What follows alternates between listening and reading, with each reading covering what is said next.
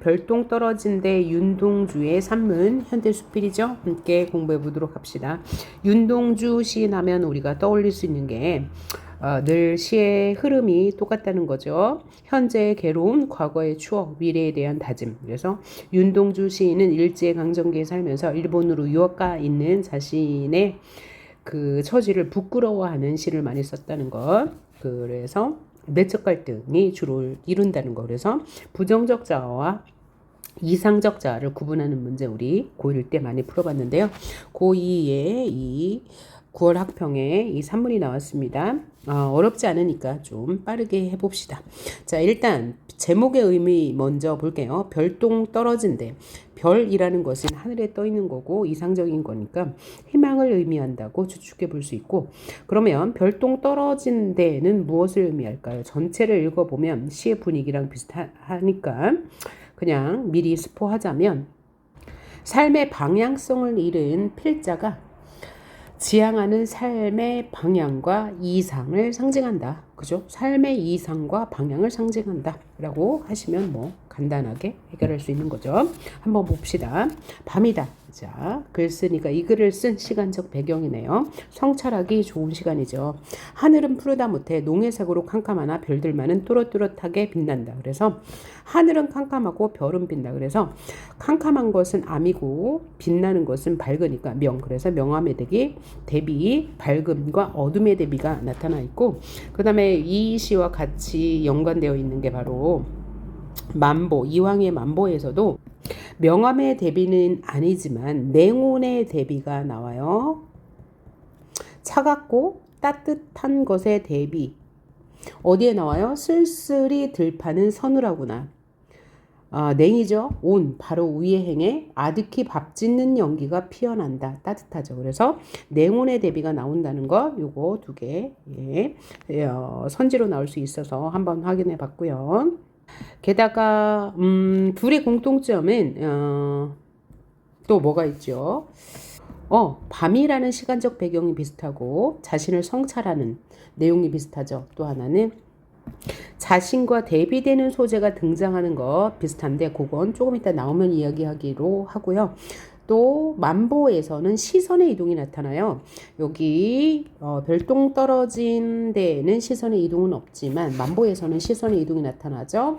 맨 처음에 1년에선 시선의 이동이 없습니다. 공간의 이동이 있죠. 방 안에 있다가 마당으로 나왔어요. 그래서 마당에서 성찰을 하는데, 처음엔 구름을 봤고 그 다음에 연기를 보았어요. 그 다음에 들판을 보았죠. 그래서 시선의 이동이 있고, 이 시선은 먼 곳에서 가까운 곳으로 이동해서 원경에서 근경으로 시선의 이동이 있다. 이것도 한번 확인을 하셔야 될 것 같습니다. 자, 그 다음, 그래서 이 필자는 지금 밤에 하늘을 보고 있네요. 침침한 어둠뿐만 아니라 오삭오삭 춥기도 하다. 그래서 감각적 이미지 있네요. 오삭오삭 춥다 그랬으니까 음성상징어가 있고요. 음성상징어 이야기가 나왔는데, 만약에 음성상징어는 다 부사어입니다. 부사어인데 간혹 이제 형용 그죠? 용언인 것은 음성상징어가 아니에요. 이거 꼭 확인해 주세요. 예를 들면 오싹하다 그랬어요. 그러면 음성상징어가 아니고요. 그냥 오싹이라고 하면 음성상징어인 거죠. 자, 만보에도 음성상징어가 나옵니다. 검은고만 둥둥 탄다 그래서 둥둥. 또 공통점이 나왔네요. 음성상징어가 둘 다 사용된다는 것. 이 육중한 기류 가운데, 이 육중한 분위기 가운데 자조하는 한 젊은이가 있다. 자조하는 한 젊은이는 필자를 말할 거예요. 그래서 필자를 객관화하였다라는 선지 나올 수 있고요. 그를 나라고 부르자 가정했네요. 나는 이 어둠에서 배태되고 이 어둠에서 생장하여서도 아직도 이 어둠 속에 그대로 생존하나 보다. 배태되었다, 태어났다, 태어나서 성장하고 이 어둠 속에 있다. 그래서 화자의 암울한 현실을 느낄 수 있네요. 이제 내가 갈 곳이 어딘지 몰라 허우적거리는 것이다. 화자는 지금 방황하고 있네요. 내적 갈등. 자, 삶의 목적과 방향성을 상실한 나의 모습 볼 수 있고요. 하기는 나는 세계에 초점인 듯 초췌하다. 무슨 뜻이에요? 나는 이 시대의 초점이 되어 있는 것 같이 초췌하다. 그럼 초점이면 왜 초췌할까요? 중심에 있는데 초췌하대요. 뭔가 해야 할 일이 있는데 하지 못하는 자신의 심정을 이렇게 표현한 듯 합니다. 얼핏 생각하기에는 내 바닥을 반드시 받들어 주는 것도 같아요. 그러니까 내 바닥을 반드시 받들어 준다. 뭔가 나를 지탱해 준다. 그렇게 생각하는데 그렇게 생각하는 거죠. 내 바닥을 반드시 받들어 주는 것도 없는 것 같은데 뒤에 보면 그렇지 않다고 했으니까 있는 것 같고, 그렇다고 내 머리를 갑박이 내려 누르는 아무것도 없는 듯 한데 있는 것 같고, 그러니까 갑박은 억압하는 거죠.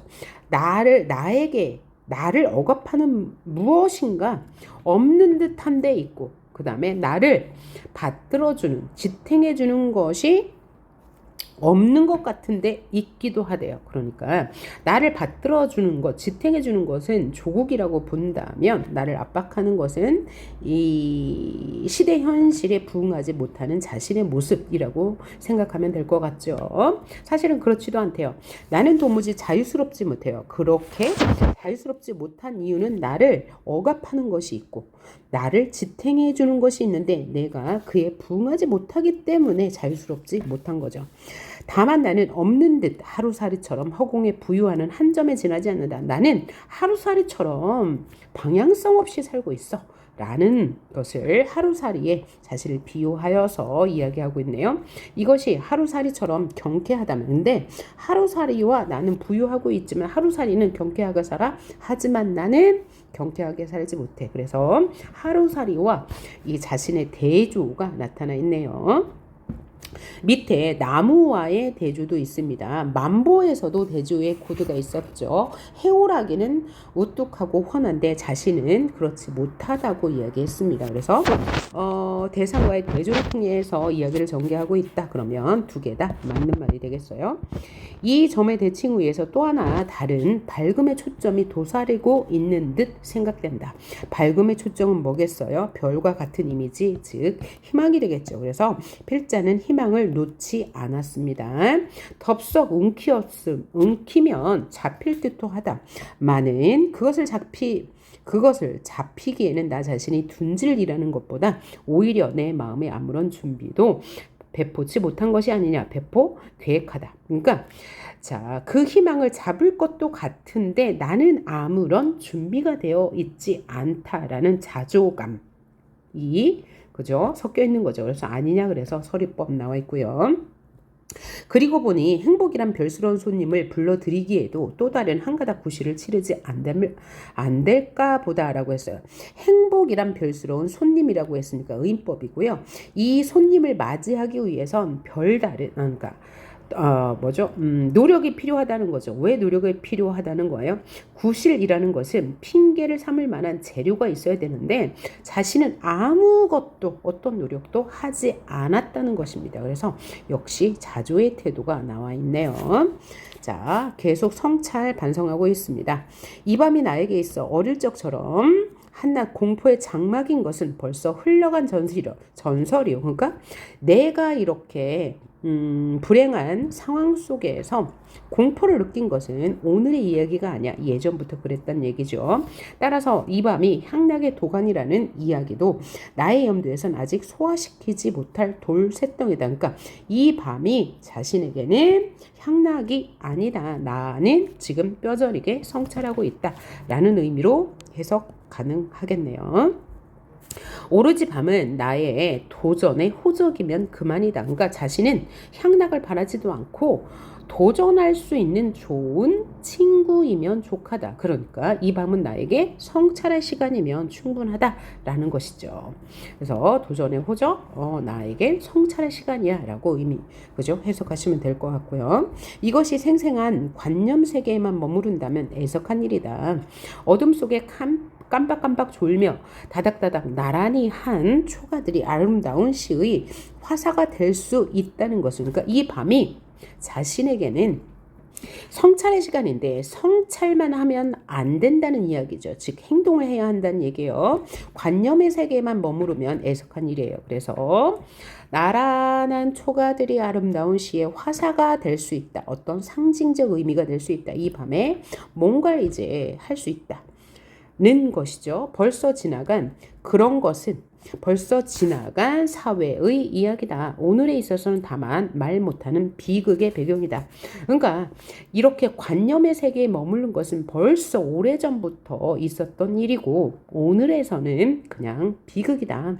관념의 시간인 것은 아주 오래전부터 그랬어. 그러니까 밤마다 자신은 성찰을 했는데 지금 생각해보니 나에게 있어 밤은 비극의 시간이야 라고 이야기하고 있는 거죠. 다음 단락. 이제 닭이 회를 치면서 맵잔 울음을 뽑아 밤을 쫓고 어둠을 짓내모라 동편으로 훤히 새벽이라는 새로운 손님을 불러온다고 하자 가정했네요. 자, 여기서 맵잔 울음이니까 청각의 미각각, 공감각적 심상이 사용됐고 만약에 새벽이 온다면 허나 경망스럽게 그리 반가워할 것도 없다. 왜? 새벽은 희망인데 왜 반가워할 것이 없을까요? 자주죠. 보아라, 가령 새벽이 왔다 하더라도 이 마을은 그대로 암담하고 자신이 있는 마을, 나도 그대로 암담하고 하여서 너나 나나 이 가랑짓길, 이 갈림길에서 주저주저 아니치 못할 존재들이 아니냐. 그러니까 새벽이 온다고 해도 행동하지 않고 주저할 것이니까 새벽도 희망은 아니다라고 깊은 자족, 그죠? 그래서 부정적 처지에 있는 자신의 상황을 지금 부각하고 있습니다. 자, 그러면서 나무가 있다. 화제가 바뀌네요. 자, 대상이 바뀌었습니다. 나무를 생각했습니다. 나무가 있다. 그는 나의 오랜 이웃이다. 그는 나무니까 의인화된 거죠. 벗이다. 그렇다고 그와 내가 성격이나 환경이나 생활이 공통한 데가 있어서는 아니다. 성격이나 환경은 다 달라요.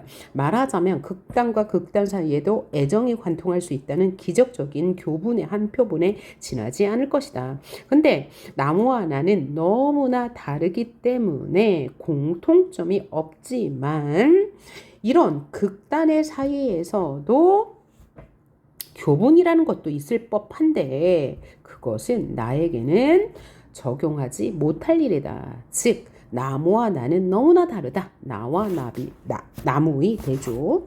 나는 처음 그 나무를 퍽 불행한 존재로 여겼다. 그러니까 현재는 달라졌다는 얘기죠. 나무에 대한 인식의 변화가 있고요. 그의 앞에 설 때 슬퍼지고 측은한 마음이 앞을 가리곤 했다. 그의 앞에, 그러니까 나무를 측은하게 생각했는데 현재는 그렇지 않다는 얘기죠. 많은 오늘 돌이켜 생각건데 나무처럼 행복한 생물은 다시 없을 것 같아. 과거에는 나무를 측은하게 생각했는데 현재는 나무를 굉장히 행복한 존재로 여긴다는 거죠. 자신과는 대조돼요. 자신은 지금 방향성을 잃어서 매우 불행한 존재잖아요. 자, 그러면 나무가 행복한 이유에 대해서 다음 이야기하고 있습니다. 구둠에는 이루 비길 데 없는 바위에도 그리 탐탁지는 못할 망정 자양분이 있다 하거늘 어디로 간들 생의 뿌리를 박지 못하며 어디로 간들 생활에 불평이 있을 소냐? 그러니까 뭐냐? 나무는 어디로 간들 생의 뿌리를 박을 수 있고 어디로 간들 생활에 불편이 없다는 얘기죠. 그럼 왜 나무는 생활에 불편이 없을까요? 칙칙하면 솔솔 바람이 불어오고 심심하면 새가 와서 노래를 부르다 가고 촐촐하면 비가 오고 밤이 오면 수많은 별들과 오손도손 이야기할 수 있으니까 생활에 불편이 없다는 거죠. 반대로 자신은 친구가 없다는 얘기네요. 그래서 나무와 자신의 대조가 나타나 있는 거죠. 자, 만보에서는 해오라기와 자신의 대조가 있었습니다. 여기에서는 나무와의 대조 있었고 앞에 나온 하루살이 공통점도 있지만 차이점도 있어요. 대조. 그것보다 나무는 행동의 방향이란 거추장스러운 과제에 봉착하지 않아요. 그리고 인위적으로든 우연으로서든 탄생시켜준 자리를 지켜 무궁무진한 영양소를 흡수하고 영롱한 햇빛을 받아들여 손쉽게 생활을 영위하고 오로지 하늘만 바라고 뻗어질 수 있는 것이 무엇보다 행복스럽지 않느냐. 그런데 자신은 그렇지 않다는 거죠. 그러니까 강조예요. 서리법이고 자신은 자신을 탄생시켜준 조선에서 자리를 지키지 못하고 일본으로 갔죠. 그래서 대조가 된다는 얘기예요. 자신은 이렇게 움직이면서도 만족을 모르고 불평이 많고 그죠? 심심하고 외롭고 친구도 없다는 얘기. 그래서 대조. 자, 이 밤도 이제 마지막 부분이네요. 과제를 풀지 못하여, 과제는 뭐예요? 자신의 방향성을 찾지 못했다는 얘기죠. 안타까운 나의 마음에, 나무의 마음이 점점 옮아오는 듯해. 나무와 같은 평온함, 행복감, 그리고 행동할 수 있는 자랑을 자랑치 못함에 뼈저리는 듯하나 나의 젊은 선배의 웅변이 선배도 믿지 못할 것이라니. 그러면 영리한 나무에게 나의 방향을 물어야 할 것인가? 나의 방향성을 찾지 못했어. 그럼 나는 누구에게 나의 방향을 물어야지? 나무에게 물어봐야 하나? 라고 지금 갈등하고 있는 거죠. 그래서 어디로 가야 하냐? 동이냐 서냐 남이냐 북이냐 열거. 그래서 방향성을 잃은 자신의 모습을 지금 열거를 통해서 강조하고 있고요. 알아 영탄법. 저 별이 번쩍 흐른다. 별똥 떨어진 데가 내가 갈 곳인가 봐 하면 별똥아 꼭 떨어져야 할 곳에 떨어져야 한다. 여기도 의인법 이 나와 있네요. 그 다음에 영탄법 이라고 해도 되고 돈호법이라고 해도 되겠네요. 영탄적 표현, 감정을 드러내면 영탄적 표현이라고 했습니다. 영탄적 표현은 세 가지가 있다고 그랬어요. 첫째 감탄문, 아름답다 이런 거죠. 두 번째 돈호법 이렇게 부를 때 별똥아 이렇게 돈호법. 세 번째는 서리법이라고 했습니다. 그러면 자, 이 산문에는 영탄적 표현이 아주 많이 사용됐다고 볼 수 있겠네요.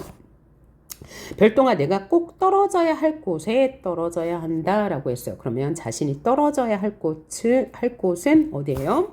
자신의 희망이나 방향성을 제시하는 곳. 그래서 이 별똥 떨어진 데는 무엇을 의미해요? 희망을 의미하는 별똥이 떨어져야 할 곳에 떨어져야 한다는 점에서 이 필자가 추구하는 삶에 대한 방향성을 찾고 싶다는 소망을 의미해요. 방향성을 찾고 싶다는 소망을 의미합니다. 자, 그리고 위에서 저 별이 흐른다. 희망은 있다는 얘기예요. 별똥 떨어진 데가 내가 갈 곳이야. 그렇죠? 자신은 방향성을 찾고 싶어. 그래서 떨어져야 할 곳 바로 삶의 방향성을 찾고 싶다는 소망을 드러낸다라고 할 수 있죠. 자, 그래서 이 운동주의 별똥 떨어진 데는 성찰의 코드가 있죠. 그러면서 자연물인 나무와 자신을 대조하여서 자신의 상황을 드러내고 있네요. 그리고 또 아까 공감각적 이미지가 있었고 다양한 영탄법, 서리법, 도누법을 통해서 화자의 갈등을 드러내고 있다고 보시면 되고 또 이 만보와의 공통점 성찰하고 있다. 그죠? 반성하고 있다. 지난 날을 후회하고 있다. 다 맞는 말이 되겠고 또 시간적 배경이 동시에 드러났죠. 저녁과 밤.